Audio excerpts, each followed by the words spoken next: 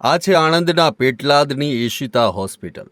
દુનિયાની દ્રષ્ટિએ તો આ હોસ્પિટલ છે, પણ આ હોસ્પિટલની અંદર કૂખના કાતિલોને પ્રોત્સાહન મળે તેવી રીતે ગેરકાયદેસર ગર્ભ પરીક્ષણ કરવામાં આવતું હતું. જિલ્લા આરોગ્ય વિભાગે દરોડા પાડ્યા અને પેટલાદની આ ઈશિતા હોસ્પિટલના ડોક્ટરો જે ગોરખ ધંધા કરી રહ્યા હતા, એટલે કે ગેરકાયદેસર ગર્ભ પરીક્ષણ કરી રહ્યા હતા, તેનો ઘટસ્ફોટ થયો છે. બાતમીના આધારે જિલ્લા આરોગ્ય વિભાગે હોસ્પિટલમાં દરોડા પાડ્યા અને આ દરોડામાં આરોગ્ય અધિકારીઓને શંકાસ્પદ પ્રવૃત્તિના પુરાવા પણ મળ્યા, જે દર્શાવે છે કે આ હોસ્પિટલમાં PCPNDT અધિનિયમનો ભંગ કરી ગર્ભ પરીક્ષણ કરવામાં આવી રહ્યું હતું. અધિકારીઓએ તાત્કાલિક પગલાં લઈને આ હોસ્પિટલનું સોનોગ્રાફી મશીન સીલ કરી નાખ્યું છે અને આ સાથે જ ડોક્ટરી પ્રક્રિયાના તમામ રેકોર્ડ્સ પણ કબજે લીધા છે. PCPNDT અધિનિયમ હેઠળ ગર્ભ પરીક્ષણ કરવું એ પ્રતિબંધિત છે. આ કૃત્ય ગંભીર ગુનામાં ગણાય છે અને તેમાં દંડ અને સજાની જોગવાઈ છે.